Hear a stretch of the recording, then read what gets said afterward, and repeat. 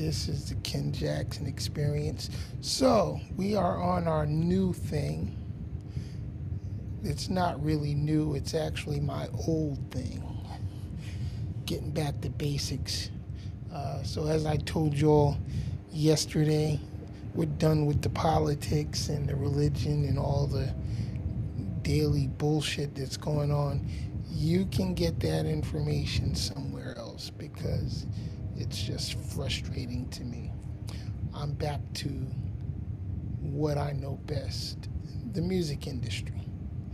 And even though it was 30 years plus I was involved, and it's been 5 years since I retired, I've stayed current on industry trends and the inner workings of labels and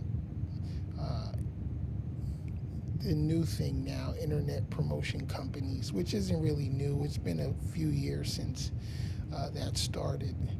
But we're going to talk about all that. And in the coming weeks, we're going to be presenting some very, very interesting and uniquely talented musical artists. All right, but I want to get started tonight because we got a little bit of breaking news on Sean Diddy Combs. A U.S. judge rejected a bid by Diddy to overturn his criminal conviction on felony prostitution-related charges, with the hip-hop mogul facing up to 20 years in prison at his sentencing. The decision was issued by U.S. District Judge Aaron Subramanian in Manhattan. I hope I pronounced that right. But jurors found Combs, the 55-year-old mogul, guilty in July on prostitution charges, following a 2-month trial, but acquitted him of the more serious counts of sex trafficking and racketeering. So, the judge isn't going to throw out his conviction.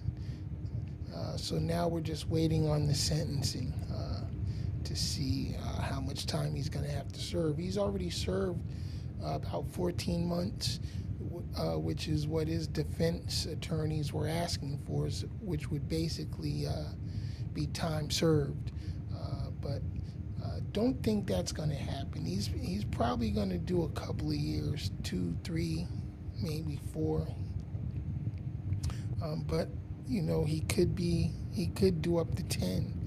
I believe is what some in the past have served for similar convictions. So we'll see. We'll probably have a decision sometime by the end of this week, and we'll know what's going to be happening with the Diddler. As some of you may or may not know, I did some work for Bad Boy Records back in the day. For about 4 or 5 years, we were doing some things, with a friend of mine who was actually signed to the label as an artist and writer. So have a little familiarity, not with the situation, but with Bad Boy and Diddy in general. But I'm going to keep my opinions to myself on that.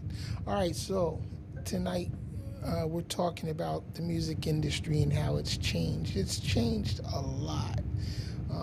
I first came into the industry in 1989 while I was still in the Navy, actually.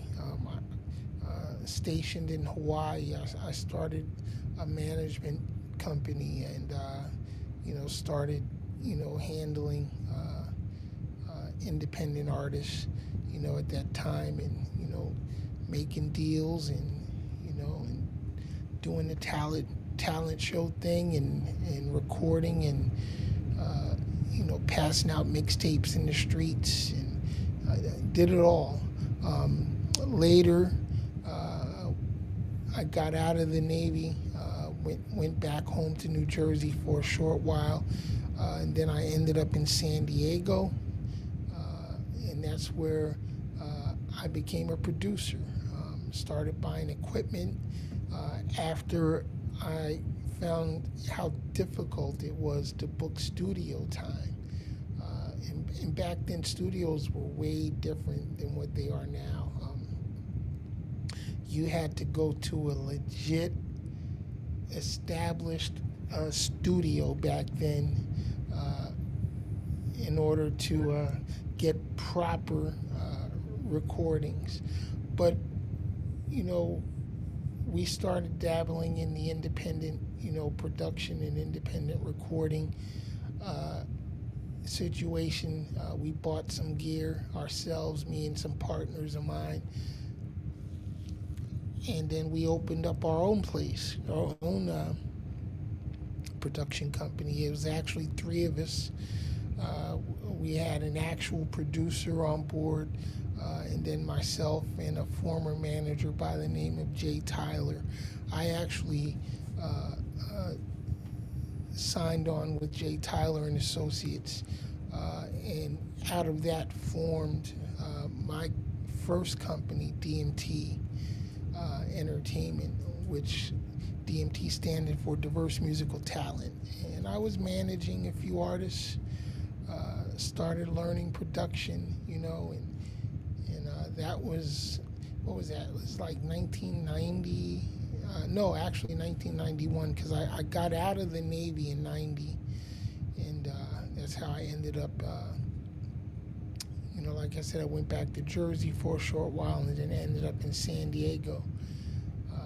Stayed out there for about a year before I relocated to Florida. And when I got here to South Florida, things really began to take off. Um, I started a new company here in Florida called Vertigo Productions, which was basically an event planning type business in which we produced and put on talent shows for independent artists to obviously participate, and perform. And that went pretty good for a little while. We only did a couple of shows before I actually launched my first record label, which was Crazy Baby Records, and opened up my own recording studio here in Fort Pierce called The Asylum. And hey, the rest is history after that. We had a lot of good years here in Florida. It was only really maybe 1 or 2 years into that that we first got introduced to Bad Boy Records through an artist that I used to record for by the name of Big Ass Co. He had gotten a deal basically after auditioning for Diddy in person down in Miami. And this is about the time Diddy was involved with J-Lo, which is another story.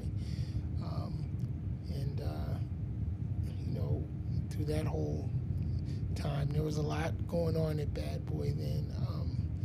A lot of great artists were coming up. Biggie was hot. Obviously, Loon, G-Dep, Sherry Dennis, Junior Mafia. It was a good time. It was a real good time. But Crazy Baby Records and then eventually Crazy Baby Entertainment began to grow. We got more jobs, started dealing with, more artists, independent artists, as well as some major labels, Warner Brothers, Warner Chappell, Music Publishing, MCA Records. We've done work for a lot, and then eventually leading to Sony Music Group, RCA Jive label group with an artist by the name of Michaela Page, which I managed for a good while.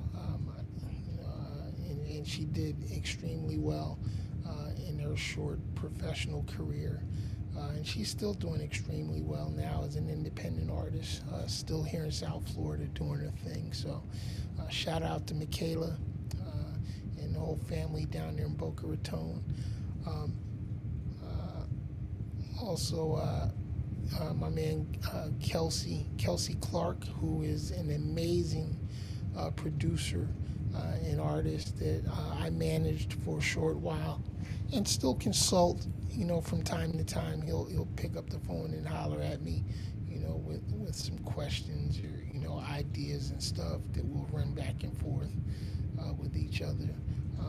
I had a group though called Intermission that I was managing and producing. They ended up actually getting signed with Bad Boy. Went on tour with 112. Did their thing for a little while, but they were young and stupid. Got caught up, with the typical bullshit that went on in the industry back then, drugs, alcohol, all that bullshit. They ended up back here in Fort Pierce. They blew their shot. And there's so many others that I've had the opportunity to work with in projects that I've worked on. So, and we'll get into that over the next few months. But what I want to talk about tonight is how the industry has changed. Because back then, you depended on a label. You had to get signed to a label in order to get the proper promotion and the exposure that was needed to really, get you out there the way that you wanted to get you to the big money. That has changed 100%. The internet blew up, streaming, all of that just went crazy. And, now artists, are literally fully independent. No label support is needed, and I will stand on that right now. You don't need a label anymore. There's a lot that you don't need right now to be successful in today's music industry, which in my opinion is kind of a bad thing. There are some things that I wish was still relevant, mainly A&R. These artists now have absolutely no A&R support. And what is A&R? Artists and repertoire. Well, these were the people who actually helped to get the talent developed, to get artists ready for the industry. And A&Rs were so important back in the day. It was kind of a weird position though, because a lot of artists would hook up with an A&R rep, at a major label, and usually the A&Rs were independent. They weren't actual label employees, but they had established relationships with the right people at the labels, so that they could bring artists in, and they knew what the labels were looking for. And then they would develop these artists to get them ready to be presented to the major labels. Well, unfortunately, we don't have anybody doing that now, so we're getting all kind of garbage out here now on the airwaves, on the internet, and it's just real crazy, what's happening. I don't like it, but hey, I'm an old guy. They tell me all the time, Ken, man, you just old school. You don't understand. I understand good music, I understand quality, music and quality performance. And we just don't have that now. And don't get me wrong, it's not to say that there aren't high quality artists out here, but they're not the ones being pushed to the forefront. The ones that are making it, really big are garbage. These these mumble rappers and gangbanging rappers and pimping rappers. I mean, the shit's just ridiculous. There's the as far as the rap community goes, there's no lyricism anymore. These guys aren't saying shit, and the ladies too. They're not saying anything. We have artists like I'm gonna say some names right now, and I know a lot of you youngsters are gonna disagree, but listen, my opinion, these artists are garbage. We're not gonna know who they are in 20 years. We got artists like Kodak Black, Sexy Red. Who's that other? Who's that light skinned motherfucker? The one that snitched on his crew. The Rainbow motherfucker. I can't even think of his fucking. Oh, Tekashi 6ix9ine. I, the Migos. The Migos were huge. They were huge. I can't name a Migos song. I can't. But I know they were huge. Now, unfortunately, nobody knows who the Migos were. All we see now is a bunch of drama from these, washed up rappers, and video vixens, who think they're bigger than what they truly are. And the industry's just all messed up now. It really is. And unfortunately, there's not the type of music coming out now that's going to carry a legacy with it. In the 60s and 70s and even the 80s, a lot of the artists that came up in those times, we're still listening to them. They're banging loud on the radio. The ones that are still alive are coming back with new music. And that's a great thing. Unfortunately, the youngsters don't know who they are, and a lot of these youngsters don't like the old school artists. Some of them do, though. Some of them actually have a pretty discerning ear for some of the old heads that are making a comeback. And it's crazy to me now because I grew up in the early hip hop era. I was a teenager when hip hop as we know it, as an industry, as a modern industry, developed. I watched Sugar Hill Records, and Def Jam. Def Jam, in my opinion, the greatest, independent hip hop label in the history of hip hop. And all of the artists that came up in those days, LL Cool J, Craig Mack, even the DJs, DJ Red Alert, Jam Master Jay, but KRS-One, Redman, Method Man, Wu-Tang Clan, Public Enemy was one of my favorites back in the day. They actually had a message. They were saying things. Kumo D. I saw Kumo D just the other day on a show. He's all, overweight. Of course, a lot of them are. I also saw Rakim the other day. Eric Sermon, EPMD. They were another favorite group of mine. Kid and Play, Queen Latifah, Naughty by Nature. These were the groups, that were saying something back then. Now there are no rap groups. The group thing is dead now, unfortunately. There's this new kid I've been following. I believe it's called Good Music or Good something, but I've been watching him on YouTube. YouTube has made it possible for artists to really reach a global audience, and that's a good thing. that's a good thing. But like I said before, uh, there's no A&R going on, so there's nobody out here actually developing the talent, and working with them, so that they can perfect their craft, and sound their absolute best and look their absolute best. But hey, things change. I understand that.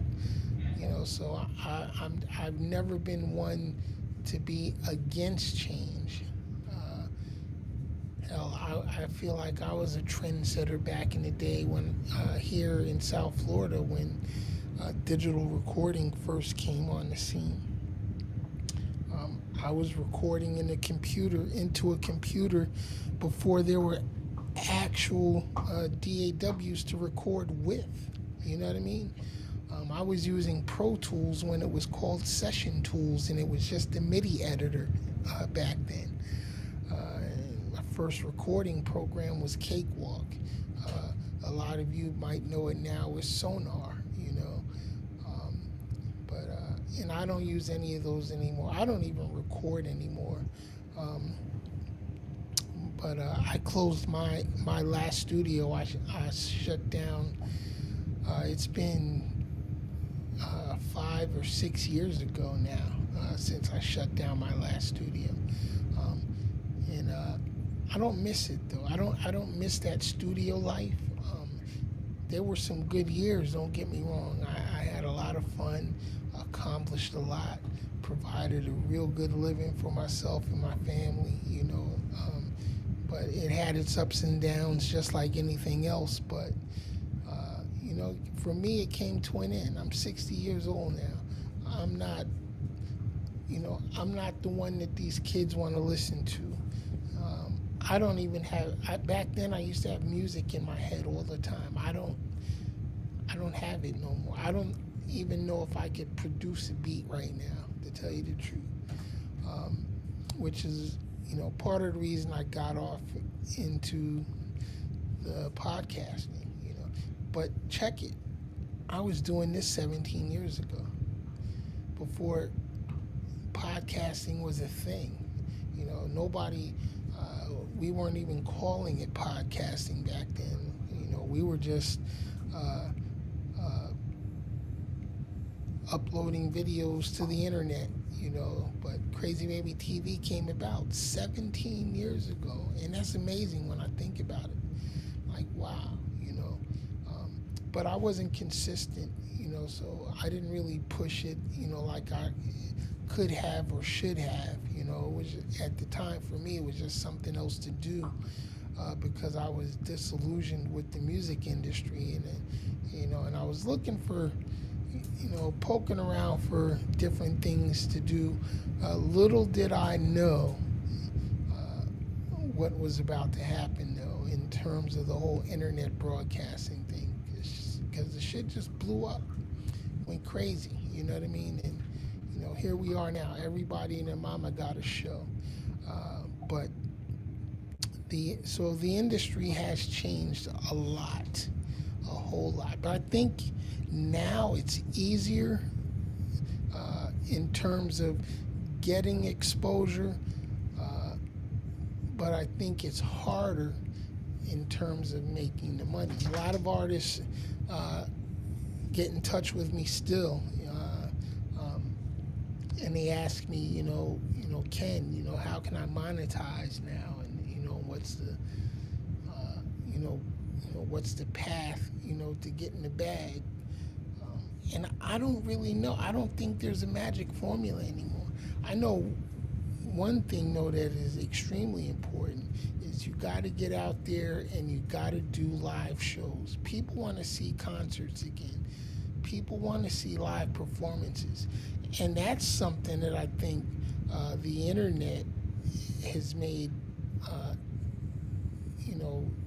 much easier for people to do, because you literally don't need a venue anymore. Everybody on the planet damn near has one of these, and we got access to YouTube and 1,000 other platforms where you can stream yourself, whether live or uploaded. And I, I tell artists all the time, get online, get on social media, get on Facebook, Instagram, TikTok, or wherever the fuck you go, get on there, perform your music online, you know. And granted, you're still not going to get the big checks that you're looking for, but it's going to get you the exposure so that when you start to book those tours and going out to real live venues and selling tickets for people to come see you, your online presence, your social media presence is what's going to make that possible. That's what's going to introduce you to the most people, so that when you do travel to other cities, you can literally target any part of the country or any part of the world, for your videos to be played in, and then and you can watch the algorithm and you can gather all the data now, right at home, literally, and then you can target where you want to go on tour, and you can get on the phone yourself, call up venues in those areas that you wish to go to, and book performances. You can do it. It's not really hard, it's tedious, and it still takes some work, which is something I found a lot of the new artists don't want to do. They don't want to put in work, but you got to put in some work. You have to. That is so important. It used to make me laugh, even back in the day when artists would come to me and be like, "Yo, Ken, man, you should sign me to your label, and I'm gonna blow up, dog, and I'm gonna be this and do that." But they wanted me to be their biggest cheerleader. They wanted me to finance everything, provide all these services, and perks to them, but they didn't want to pay for anything. They wanted me to pay their way. And I would tell them all the time, look, it's your career, not mine. How the fuck do you think I'm going to invest in your career and you won't invest in yourself? That's not how it works. And not only that, I wasn't an investor. I was a manager and a producer. I would show you and tell you the things that you needed to do as an artist in order to get yourself popular. In order to, get in through certain doors that you were trying to get into. As a producer, I would, help you craft the music. Sometimes I would just make all the music, myself and hand it to you, but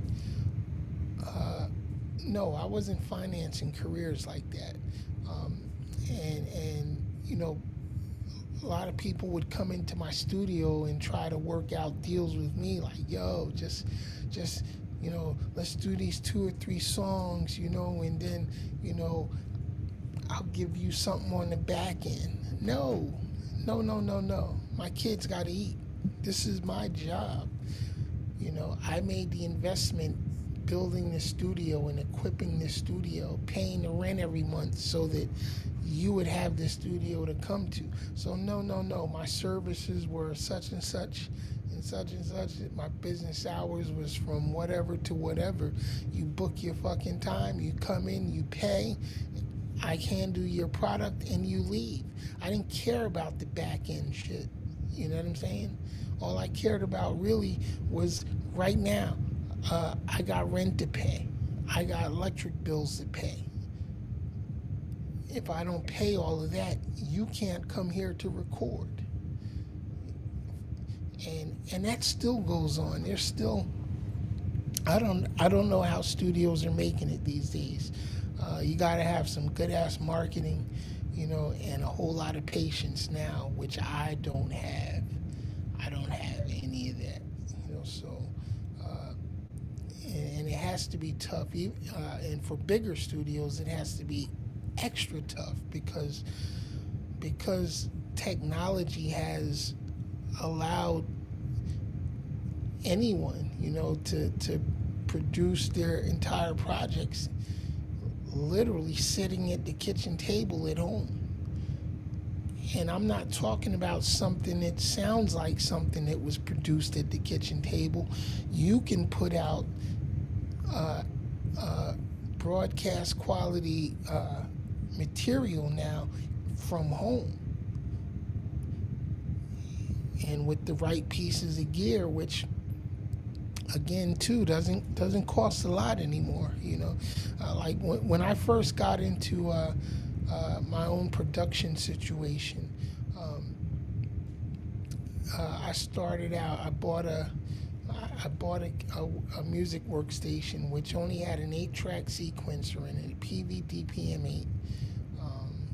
I bought a Tascam Porta 3, which was a 4-track cassette recorder. That damn thing cost me almost $2,000, back in the 90s. And then, if you was really, really, if you was, really fortunate, you might have a 6 or an 8-track recorder. But it was all on cassettes. We didn't have digital recorders back then. We literally pushed mixtapes, not mix CDs, not thumb drives. We literally had cassette tapes that we were pushing. And that's how it started for me, Had I had the technology available that we have now, oh my God, how different might it have been, you know what I'm saying? And that's not to say that we didn't find success, because we did, but we had to seriously work at it, you know what I mean? We put in a lot of late nights, a lot of stressful hours, my ex-wife, she used to hate it because I'd have people over at the house till all hours of the morning. We'd be working on music, and not making a dime, for much of the time, but trying to get these records together and get out here and get booked in venues. That was another thing. Venues weren't easily accessible back then. It was tough to get a live venue to play in, you know what I mean? So much has changed. So much has changed. Right now, your home can be your studio, your performance venue, your radio station, your TV station. It can be all that now.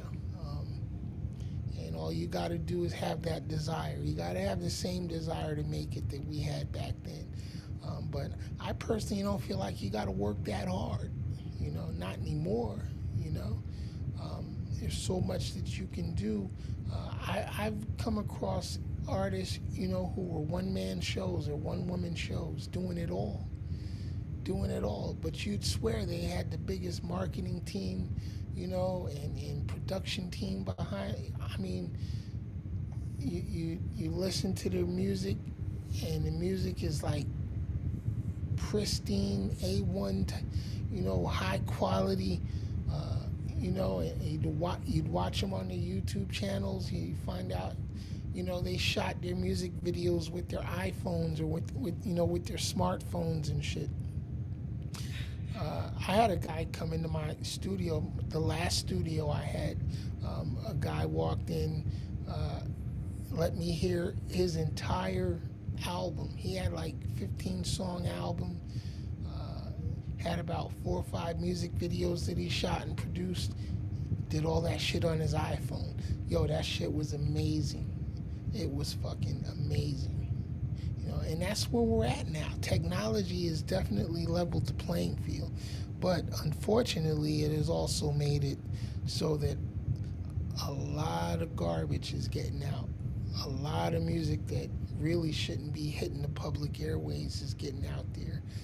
And that's the problem. So technology is great, but it's also a curse as well. as far as the business side of things goes, because it's it's caused the industry to be watered down. Because a kid can record 3 4 records in a night, over the course of a weekend. He can come out of his room and have 50 to 100 songs recorded, and they're not mixing them, they're not mastering, they're not doing that anymore. I mean, some are, but for the most part, these kids are just recording some shit real quick and throwing it out there, you know. And I see it all day, every day. I see artists just throwing songs out there. Every week they got, 5 or 6 new songs out, and videos, and I'm like, so we got to pump the brakes on that shit. We got to get back to really taking the time to put together some quality records. When I was younger, it seemed like it might have taken, a year and a half to 2 years between albums, because groups, they would work, for a whole year on putting an album together, and back then an album was like 7 or 8 songs. It wasn't like today, you might have 21 songs on an album now, you know what I mean? Back in the day, man, where you had to have bands, you had to have the whole band. We didn't have all the electronic music making gear that came along, but it's nothing like what you have now. You can have your entire band right there in your smartphone. You know what I'm saying? Everything you need, to fully orchestrate any piece that you want. And then they can go ahead and record their vocals in there, and have a record done by the end of the night. It's crazy, but because of that, like I said, we're getting a lot of garbage out in the industry. But hopefully, the real artists will start to shine through again, and we'll start seeing, some, really, really memorable type music coming out again. That's my hope, at least. All right, so that's all I got for tonight. This was actually unscheduled, but I was feeling real antsy. But Sunday night, 9 p.m. I'll be back to business. I just might start doing something every day. But we have a few events that we're getting ready to go out and cover. There's some music festivals coming up that we definitely want to go to, and we're just gonna get into this thing like I should have a long time ago, and really focus on,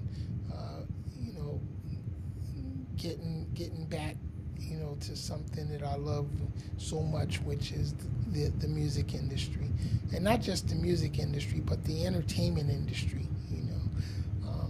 So stick with us. For those of you that have been watching me for a long time now, thanks for still being here with my procrastinating ass, because, I've been up and down a lot the last few years.